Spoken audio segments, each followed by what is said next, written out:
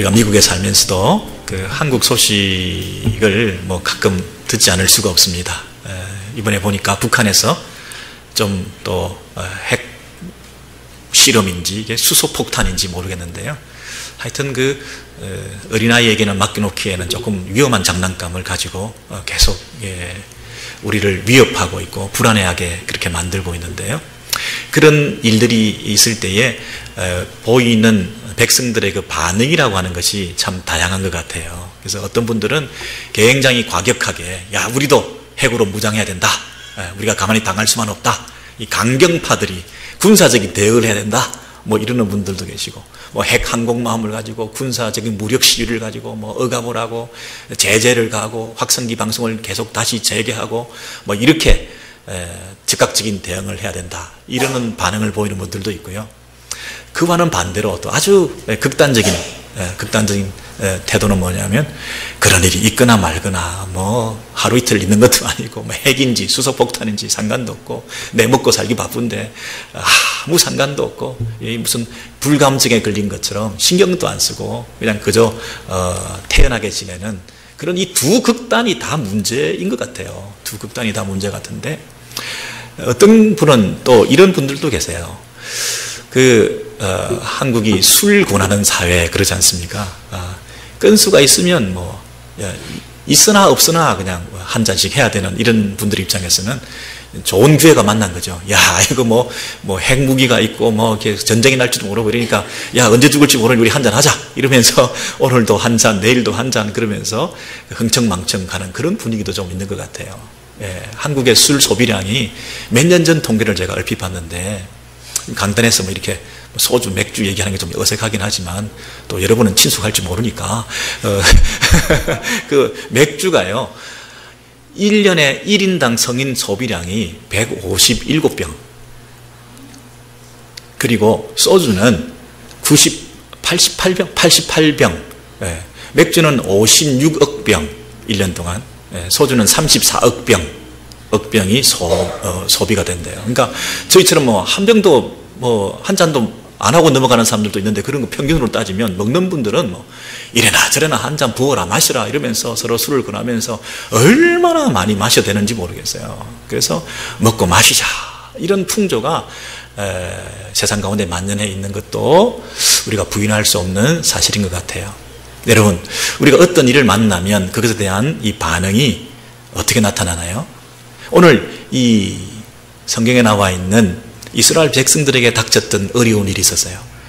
마치 핵 실험을 한 상황과 같이 그렇게 유대 땅에 공격이 들어왔어요. 오늘 본문을 한번 살펴보시겠어요? 이사야 22장 6절에서부터 8절의 내용 보면 아수르에서 지금 공격이 쳐들어왔어요. 그래서 큰일 났어요. 이제 엘람 사람은 화살통을 메웠고 무기로 화살통을 메웠고 맨손으로 싸우는 입장에서는 화살통을 들고 무장해서 오면 이거 요즘 같은 상황으로 보면 핵을 무장하고 온 거나 마찬가지일 정도로 위협을 느끼는 이런 상황 아니겠습니까?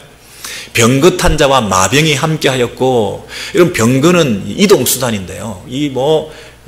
공격력이 대단하죠. 이 기동력이 있으니까 그 보병이 아니고요. 말을 타고 다니고 병거를 타고 다니니까 이건 게임이 안 되는 거 아닙니까? 굉장히 위기 상황입니다. 뿐만 아니라 방패를 드러내었으니 이제 뭐 공격용, 수비용 이런 모든 무장한 이런 병사들이 지금 찾아와 가지고 아수르의 대군대가 지금 어디 와 있느냐 하면 이스라엘의 아름다운 골짜기에 가득히 와 있다는 거예요.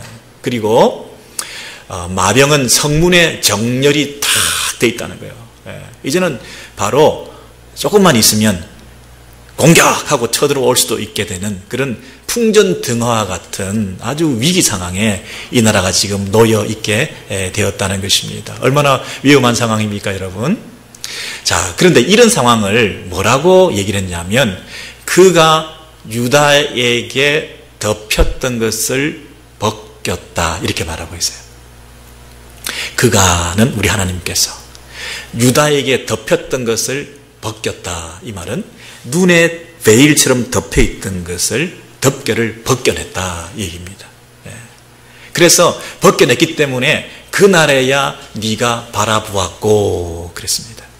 그러니까 눈에서 벗겨냈으니까 볼 수 있게 되었다는, 그동안은 보지 못하고 있었다는 거예요. 이 말은 뭐냐면 정신이 번쩍 들어서 이제 비로소 현실을 자각하게 되었다는 것입니다.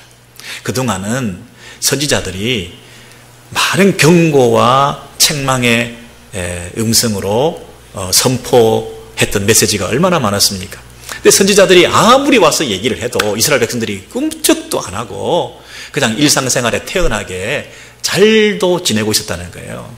별 문제 없습니다. 뭐 걱정 없어요. 잘 돌아갈 거예요. 아무 문제 없죠. 뭐 우리가 지금 일상생활 잘하고 있는데 그냥 한잔 하십시다, 선지자님. 예.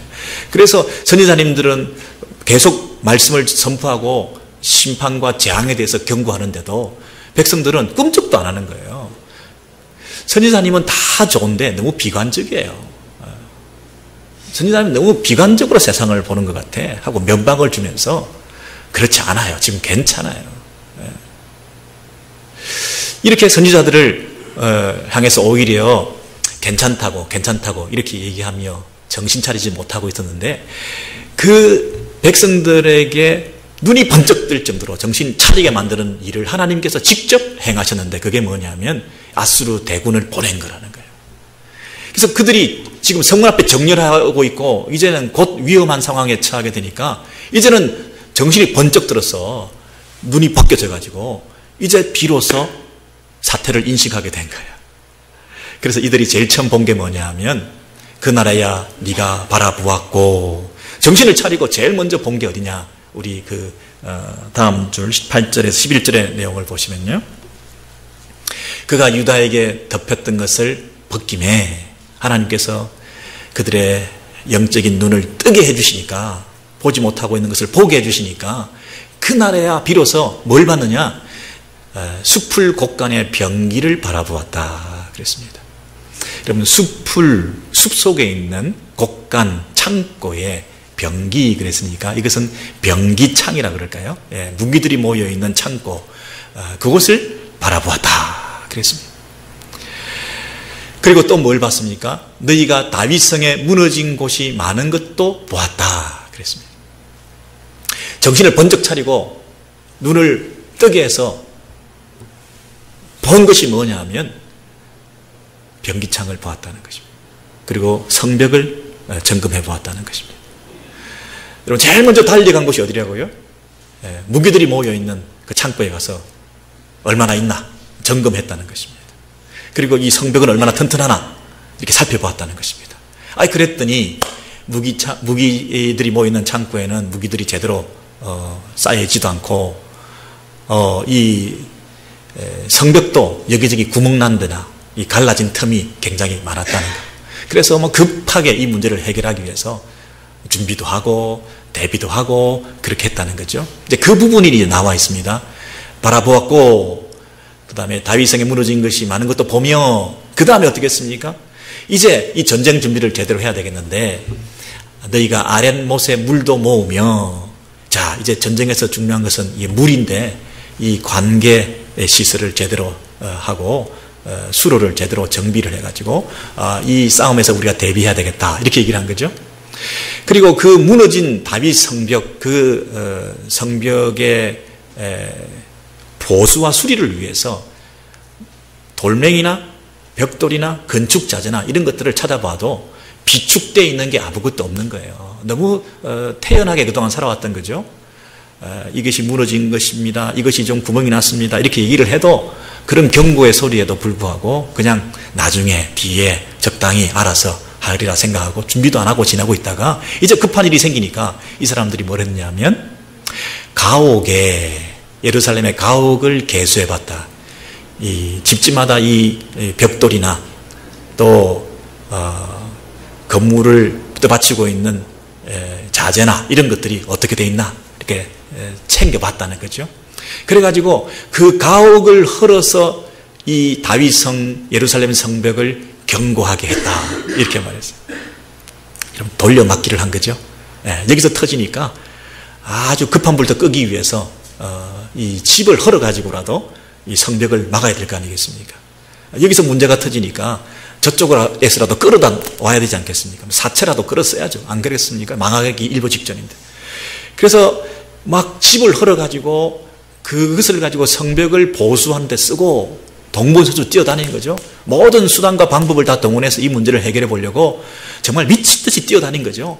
저기 성벽에 갔다가 저기 가옥에 갔다가 그 건물을 수리하기 위해서 또 달려갔다가 저기 연못에 가서 물을 어떻게 비축해 놨다가 또 그 다음에 그 숲을 곳간에 변기창에 가가지고 무기들을 이렇게 점검하고 또 그것을 정비했다가 막 다니다가 또 연못의 물을 위해서 성벽 사이에 저수지를 만들어서 물을 채워놓고 이런 일들을 계속 오고 가면서 했다는 것이죠.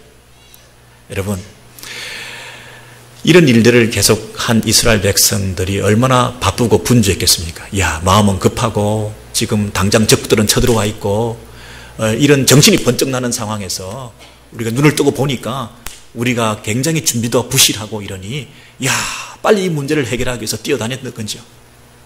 근데 한 가지 안 한 게 있습니다.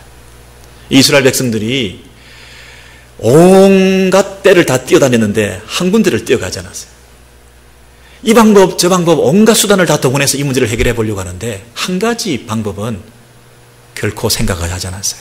그게 뭐죠? 오늘 이 글을 쓴 저자는 우리에게 그것을 대조해서 이렇게 말하고 있습니다. 11절을 이렇게 보시면요. 숯불 곳간에 변기를 보았고 아랫못에 물도 모으고 가옥도 개수하고 그 가옥을 헐어 성벽도 견고케 하고 두 성벽 사이에 저수지도 만들고 다 했다. 그러나 이거 안 하더라 너희들? 너희들 막 뛰어다니더라. 여기저기 성벽에도 저수지에도 막 그냥 뛰어다니더라. 근데 여기는 안 오더라. 그러나 어디를 안 갔죠? 너희가 이를 행하신 분을 바라보지 아니하였고 이 일을 이전부터 계획하신 분을 존경하지 아니하였다. 너희들이 정작 제일 먼저 가야 할 곳을 가지 않더라. 너희가 제일 먼저 달려가야 할 그분 앞에 가서 엎드리지 않더라. 막 뛰어다니는 거 내가 다 봤다. 그런데 이 일이 왜 일어나게 됐느냐? 너를 정신을 번쩍 차리게 할 수 있을 정도로 이런 역사를 일으킨 그 외적 끌고 와가지고 너희들 앞에 정렬시켜놓고 너희들을 겁주게 되어서 너희를 정신 차리게 해놓고 모든 일을 도모하시는 그 하나님 앞에 엎드리지 않더라. 이 문제를 너희가 어떻게 풀어가는지 근본적인 문제에 대해서는 인식하지 않더라고 하는 책망의 말씀을 하는 거지 않습니까? 이 이스라엘 백성들은 이 문제가 군사적인 문제인 줄 알았습니다. 경제적인 문제인 줄 알았습니다. 외교적인 문제인 줄 알았습니다.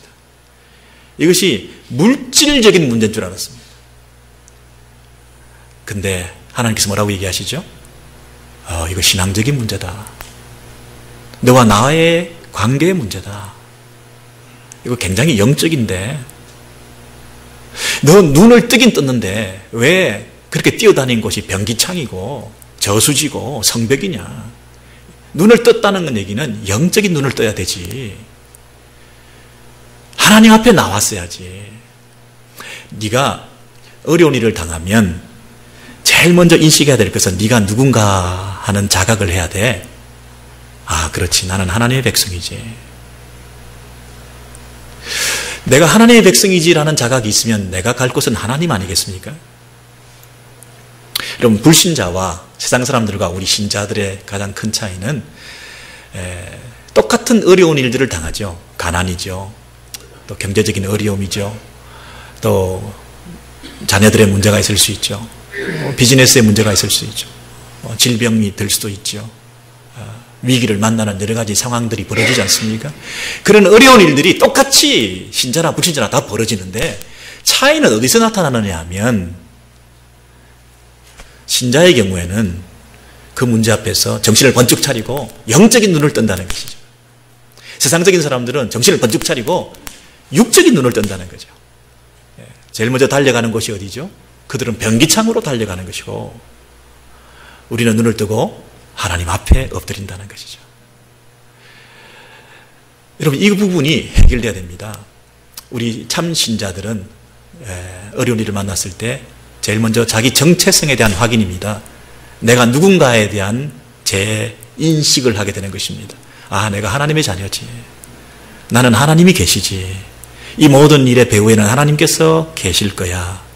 하나님이 이전부터 계획하신 섭리 가운데 이 일을 만나게 하셨을 수가 있는 거야. 하나님이 나를 망가뜨리기 위해서 이 일을 허락하신 것이 아니라 나를 살리기 위해서 이 일을 허락하신 거야. 하나님 나를 죽이려고 작정하신 게 아니라 죽음과 같은 고통 가운데서도 궁극적으로 영원히 살게 하시는 길을 열어주실 하나님의 뜻이 있을 거야. 여러분, 제일 먼저 문제 해결을 위해서 뭘 해야 된다고요? 문제 해결 방법을 찾는 것이 아니라 내가 누군가, 내가 하나님의 자녀지. 그 정체성에 대한 확인, 이것이 제일 시급한 우리들의 문제라는 것입니다. 이스라엘 백성들이 그거 안 했다는 겁니다. 야, 너희들 그거 안 하더라.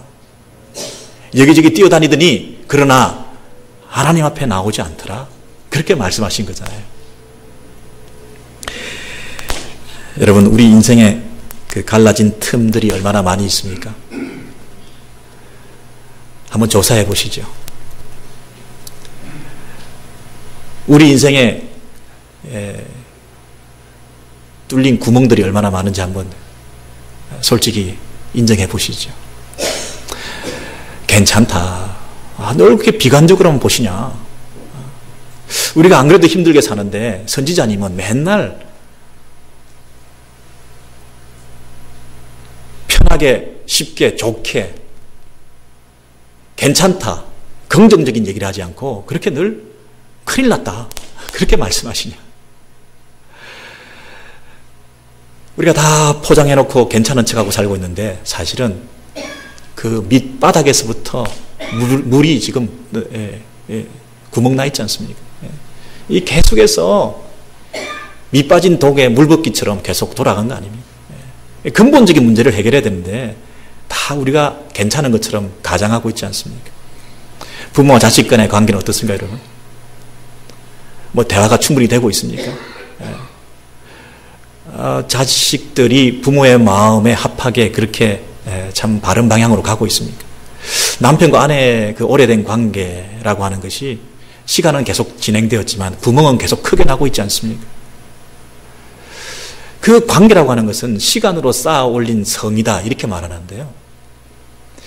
시간을 투자하고 시간을 들여서 그 관계가 세워져서 견고하게 캐슬처럼 이렇게 세워지는 것이 성인데, 그런 시간도 들이지 않고 그냥 관계도 깊은 대화도 섬김도 그런 과정도 없이 그냥 세월만 지나다가 이렇게 큰 성처럼 거대한 건물이 서 있는 우리의 관계지만 사실은 이게 부실하기 이를 데 없는 하루아침에 돌아설 수 있는 이런 허약한 우리의 관계가 아닌가. 이 갈라진 틈이 점점 더 크게 벌어지고 있잖아요, 여러분. 대화를 하면 점점 대화가 안 되잖아요. 그냥 포기하고 그냥 돌아서서 그냥 시간만 지나게 하게 말 것인가요? 이런 문제들이 있을 때 여러분, 이게 위기 상황이잖아요. 정신이 번쩍 떨 일이잖아요. 내가 이런 얘기를 했는데 그 얘기가 하나도 이해가 안 되잖아요, 상대방이. 그동안 내가 그렇게 수십 년 설득했는데 하나도 내 입장에서 그 말씀을 받아들이고 있지 않잖아요. 이런 위기 상황에서 정신이 번쩍 떠, 눈이 번쩍 뜰 때 이게 어디서부터 초래된 일인가? 이 문제를 어떻게 풀어갈 것인가? 영적인 눈을 뜨셔야죠. 내가 하나님 앞에서 나의 모습을 점검해 봐야죠. 하나님의 도움을 구해야죠. 자동차를 수리하면서 이것저것 고쳐가면서 잘도 우리가 타고 왔는데요. 이제는 근본적으로 엔진이 망가졌잖아요. 이제는 뭐 어떻게 고칠 수가 없잖아요. 또 내가 이전에 했던 방식으로 여기 뭐 고치면 된다, 이거 고치면 된다, 그래서 여기저기 고쳐가지고 또 타고 갈 수 있을 것 같아요. 어느 날 대형 사고가 날 거래요. 이전에 해왔던 방식으로 또 여기저기 누더기처럼 고쳐가지고 내 인생의 그 갈라진 틈을 수리해가지고 내가 살아오는 것처럼 변기창에 뛰어가고 저수지에 뛰어가고 성벽에 뛰어가고 그러면서 동분서주 이 문제를 해결했다고 생각하고 별 문제 없다고 생각하고 살아가고 있지만 사실은 어느 날 펑 터질 거래요. 근본적인 문제 앞에 하나님 앞에 엎드려야 되지 않겠습니까?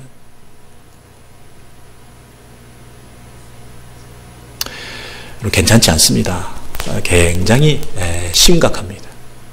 굉장히 이 문제는 쉽게 생각하고 가볍게 여길 문제가 결코 아니라고 하는 것입니다. 그 부분에 대해서 이사야 22장 12절에서 13절에 이렇게 말하고 있습니다. 숯불곡간의 병기를, 이 12절이죠. 그날에 주 만군의 여호와께서 명령하사, 자, 이 부분에서 하나님께서 뭐라고 명령하셨느냐 하면, 통곡해라, 그리고 애곡해라, 그리고 머리털을 뜯으라, 굵은 배를 띠라 하셨거늘, 이 상황에서 하나님은 이 문제를 심각하게 진지하게 이 문제를 받아들여라 이렇게 명령하셨어요. 근본적으로 이 문제를 해결해라 이렇게 말씀하셨어요. 그런데 우리들은 어떻게 대하느냐 하면, 너희가 기뻐하며 즐거워하여 소를 죽이고 양을 잡아 고기를 먹고 포도주를 마시면서 내일 죽으리니 먹고 마시자 하는도다, 이렇게 반응했다는 거예요. 여러분, 첫 번째 보세요. 기뻐하며 즐거워하여 그랬죠.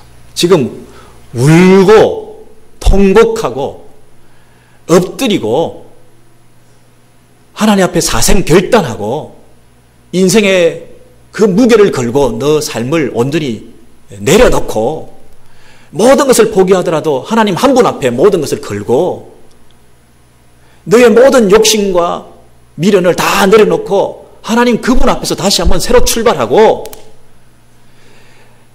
내가 인생을 새로 시작한다는 마음을 가지고 내가 가정생활, 부부생활, 관계를 새로 시작한다는 생각을 가지고 근본적으로 처음부터 다시 시작한다는 마음을 가지고 너 기득권과 너 지금까지 살아왔던 모든 경험과 모든 너의 있는 지식과 너의 모든 것들을 다 내려놓고 다시 하나님 앞에 새로 시작한다는 생각을 가지고 헌신하고 결단해야 되는 그런 상황인데, 너가 보이는 첫 번째 태도는 뭐냐면 기뻐하고 즐거워하여 그랬습니다. 아주 경박하기 이를 데가 없죠. 너무 이 문제를 진지하고 심각하게 받아들이지 않고 가볍게 여기는 태도를 보이는 것이죠. 여러분, 그렇지 않습니까? 지금 우리가 정신이 번쩍 드는 이런 일이 벌어졌는데, 이 번쩍 드는 이 사건 앞에서 그냥 또 한번 우리가 웃어 넘길 수 있겠습니까? 뭐 한국의 핵 무기 이런 상황을 제가 자꾸 얘기를 하는데, 비유적으로 여러분께서 한번 좀 느낌이 있으시라고 제가 드리는 말씀이에요. 무기들 중에서 제일 큰 무기, 핵폭탄급, 수소폭탄급 그런 어떤 그 상황이 우리에게 벌어졌다 생각을 해보세요. 그런데 그것이 누군가의 말을 통해서, 가장 가까운 사람들의 말을 통해서 충격이 되는 그런 말을 내가 들을 수 있거든요. 와, 이건 정말 하나님 말씀이다.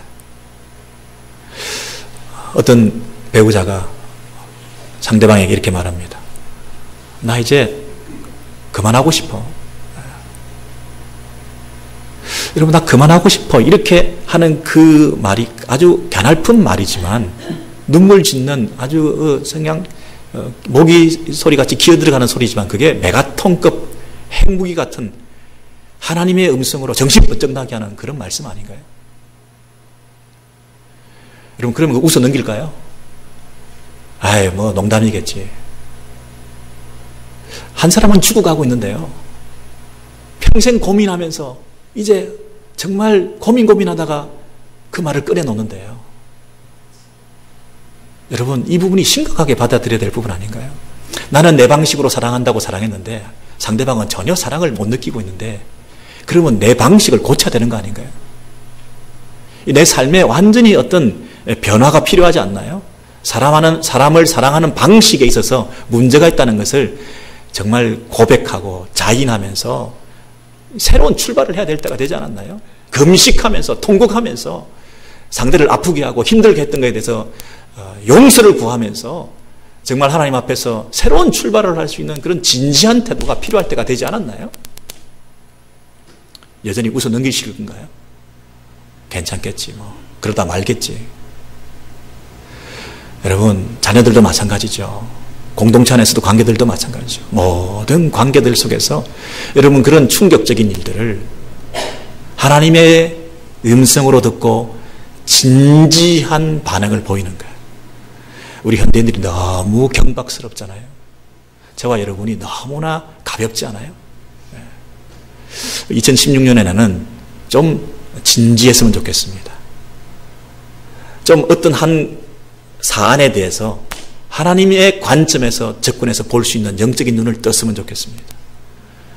임기응변으로 대처해가면서 그렇게 대충대충 그렇게 수리해가지고 대충 차를 타고 다니려고 하지 마시고 근본적으로 대형사고 일어나기 전에 점검해서 하나님 앞에 자기를 솔직히 고백하고 회개하는 그런 기회가 되었으면 좋겠어요. 두 번째는 이 사람들이 보인 반응 한 가지는 소를 죽이고 양을 잡아 고기를 먹고 포도주를 마시면서 그랬습니다. 소를 잡고 양을 잡고 고기를 먹고 포도주를 마시는 것. 이 사람들에게 이게 너무너무 중요한 거예요. 지금 금식하고 금욕하고 눈물 뿌리면서 하나님 앞에 결단해도 시원찮은 이런 마당에 이런 위기 상황 속에서도 내가 먹는 것은 챙겨 먹어야 되겠다는 거예요. 내가 좋아하는 것은 계속 먹어야 되다. 내가 일상에서 누리고 있는 이런 즐거움들은 내가 양보할 수 없다는 거예요. 나라가 어찌됐든 간에 내가 지금 챙겨 먹어요. 우리 가정은 우리 자녀들은 챙겨줘야 되고 우리 아이들은 좋은 거 먹여줘야 되고. 이스라엘 백성들이 광야 생활하면서도 고기 맛이 그리워서 애굽으로 돌아가려고 했잖아요. 지금 하나님의 백성으로 구원받은 하나님 자녀로 가나안 땅에 가는 새로운 신분 의식을 가지고 어떤 상황 속에서도 믿음을 가지고 신앙의 여정을 이어가야 될 그들이 이 입맛 때문에 그 맛이 그리워서 내 종이 돼도 좋으니까 애굽에 들어가서 그 고기 먹겠다는 거 아니겠어요?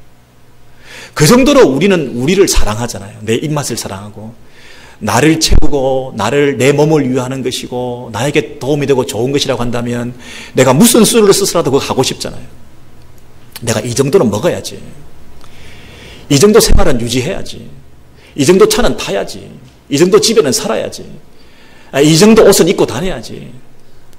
작은 이 정도 내 일상의 이 즐거움과 기쁨을 내가 포기할 수는 없지. 아무리 어려워도 이건 내가 해야지. 여러분, 이것이 우리들의 모습 아닌가요? 교회가 아무리 어렵다 해도 그거야 목사님이나 장로님들이 알아서 할 일이고 우리는 알아서 우리 일 하면 되지 않습니까? 네? 교회가 이 시대에 아무리 현대교회가 어렵고 고통 속에 있다 하더라도 내가 경건하게 거룩하게 사는 삶은 좀 정돈하지 않고 여전히 은밀히 숨어서 내 하고 싶은 거 다 하면서 쾌락을 즐기면서 그렇게 살고 있지 않습니까?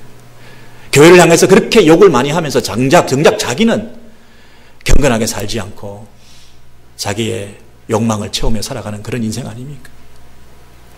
어떤 교회는 성도들이 정말 가난하고 힘들게 사는 가정들이 많은데도 교회는 늘 넉넉한 그런 교회가 있는가 하면 우리 교회들처럼 그런 교회가 있는가 하면 또 어떤 교회는 성도들은 여유가 많고 늘 부자들이 많고 그런데 교회는 늘 가난하고 늘 없고 부족하고.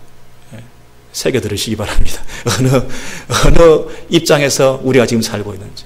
여러분, 가정, 배우자, 다른 사람을 위한 이타적인 삶, 그것도 하지 않고 혼자서만 은밀히 또 즐기는 사람들도 있어요. 나라와 교회, 공동체를 생각하지 않고 남을 생각하지 않고 나는 내 할 걸 계속 해야 되겠다. 고기를 먹어야 되겠다. 다른 것은 다 안 해도 되는데 난 고기를 먹어야 돼. 다른 건 없이도 다 살겠는데 나는 술은 있어야 돼. 여러분, 우리가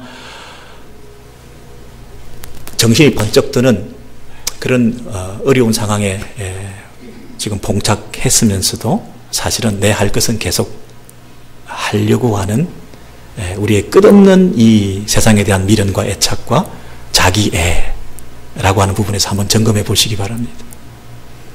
말씀이 뭐라고 하든 하나님이 뭐라고 하시든 하나님을 회개하라, 통곡해라, 눈물 뿌려라 이렇게 말씀하시는데도 나는 뒤에서 먹을 거 먹어야 되네. 내 배고픈 거 이거는 내가 참을 수가 없어. 나는 내 배는 채워줘야 돼. 여러분, 이런 식의 신앙생활 우리가 계속하면 하나님께서 어떻게 보시겠습니까? 조금 더 헌신이 필요하지 않을까요? 조금 더 자기 희생이 필요하지 않을까요? 조금 더 내려놓을 부분은 뭘까요?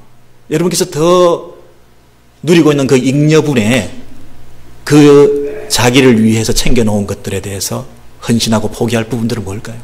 여러분, 이 부분이 굉장히 심각한 거 아니겠습니까? 세 번째는 또 어떤 사람이 있냐면 내일 죽으리니 먹고 마시자 한다 이렇게 했어요.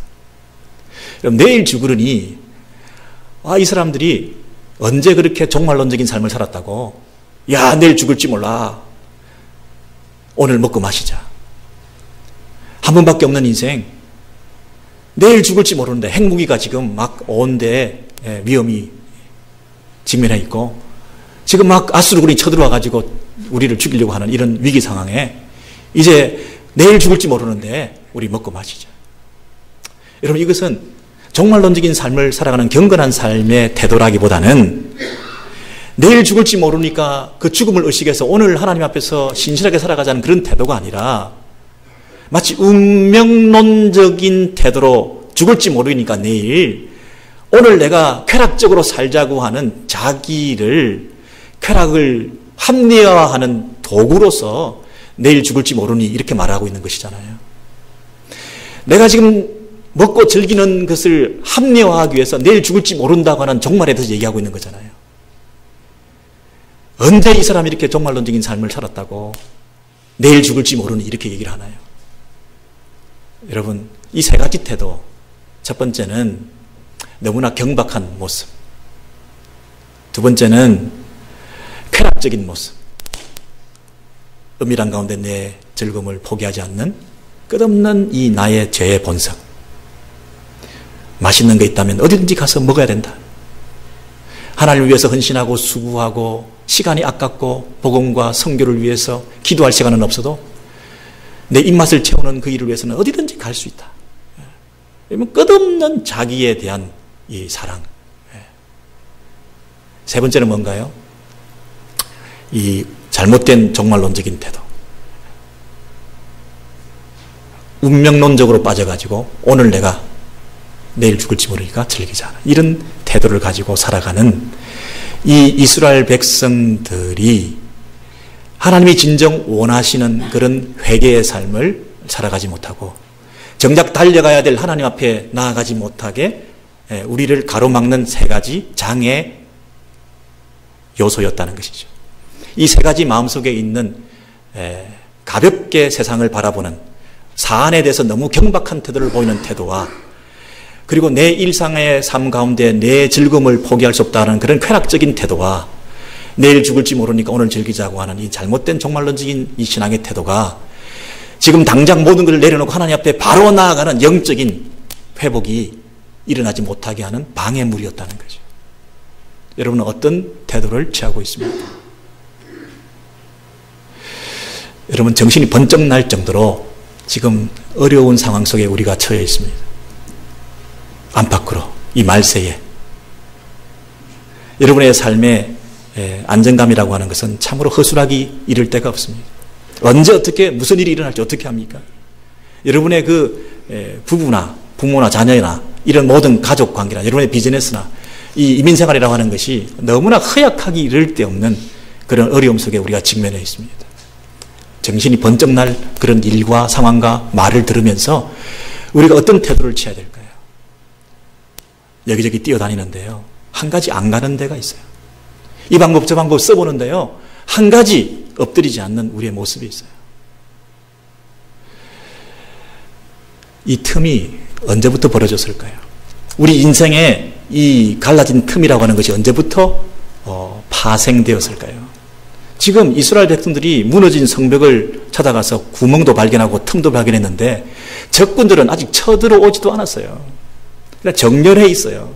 그 적군들이 도착도 하지도 않았는데 이미 구멍은 나 있어. 이 틈은 언제부터 생겼을까요?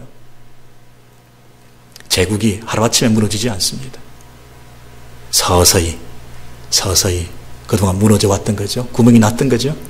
틈이 벌어지기 시작했던 거죠. 적들이 쳐들어오지도 않았는데 이미 내부에서 문제가 생기기 시작했던 거죠. 야, 김 집사님, 요즘 기도 생활이 좀 뜸하더라. 요즘 박 집사님은 왜 주일에 잘 안 보이셔요? 집사님은 맨날 앞자리에서 참 뜨겁게 찬양하고 예배드리던데 요즘 왜 뒤에 가서 앉죠? 기도회에 나와서 부르짖고 기도하는 모습이 많이 사라지고 그냥 뭐 예배 마치면 바로 집에 돌아가대? 왜 그래 요즘? 걱정하지 마세요. 아무 문제 없어. 나 잘하고 있어요. 뭐 괜히 그래. 목사님 걱정도 팔자시네. 왜 그러세요? 왜 그러세요? 제가 잘하고 있는데. 아무 문제 없어요. 우리의 마음에 열심과 열정이 식어지면서 조금씩 틈이 벌어지기 시작했는데 문제가 없다 생각했는데요. 많은 곳이 무너지고 있어요. 우리 남편과 아내 사이, 부모와 자식 사이 아무 문제 없어. 우리 가정 아무 문제 없어. 어디 가서 그런 얘기 하지도 마. 그런 거 쉐어할 필요도 없어. 다 우리가 알아서 할 거야. 괜히 건드리지 마. 무슨 상담, 무슨 설교, 무슨 말씀. 필요 없어, 필요 없어. 우리가 다 알아서 할 거야. 우리 오렌지힐 교회 아무 문제 없어. 잘 되고 있어. 아무 걱정 없어. 내 개인 생활, 신앙 생활 아무 문제 없어. 잘하고 있어. 그런 거 오픈하기 싫어. 건드리지 마. 상관하지 마세요. 내가 알아서 할 테니까. 틈이 점점 벌어지는데요. 구멍이 크게 나기 시작했는데요. 이제 우리가 정신 차릴 때입니다. 그리고 눈을 번쩍 떠가지고 영적인 눈을 뜨고 하나님 앞에 나올 때입니다. 그리고 하나님 앞에 솔직하게 내 모든 것을 내어놓고 근본적인 문제를 해결받을 때입니다.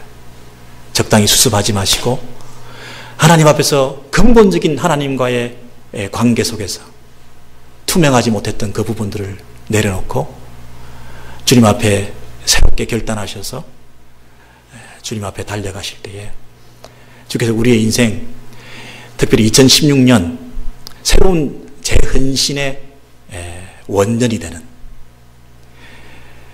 2016년은 우리 가정이 새롭게 출발하는 마치 결혼을 처음 한 것처럼 아이를 처음 낳은 것처럼 신앙생활 처음 하는 것처럼 초심으로 돌아가서 내가 교회 생활 많이 했는데 다 안다 이러지 마시고 다 해봤다 그러지 마시고 처음 하는 것처럼 하나님 앞에서 새롭게 출발하셔서 이제 비로소 인생이 좀 풀려나가는 그런 단초가 제공될 수 있게 되기를 바랍니다. 인생이 이제 좀 풀려나가야 될 거 아니겠습니까? 그동안 너무 많이 꼬였거든요. 안 풀렸거든요. 근데 그걸 풀려고 딴 데를 찾아다녔으니 풀릴 리가 있나요? 인생이 이제 제대로 좀 풀리기 위해서는 이제 하나님 앞에 우리가 나와서 그분께 모든 것을 맡겨드리며 그분이 나에게 지금 지시하는 그 음성을 따라 회개하고 자복하고 심각하게 이 부분을 받아들여서 다시는 또 다른 실수를 되풀이하지 아니하도록 믿음의 새로운 결단과 출발이 있을 때에 이제 비로소 인생이 서서히 풀려나가시는 그런 은혜와 축복이 여러분 가운데 넘치시기를 바랍니다.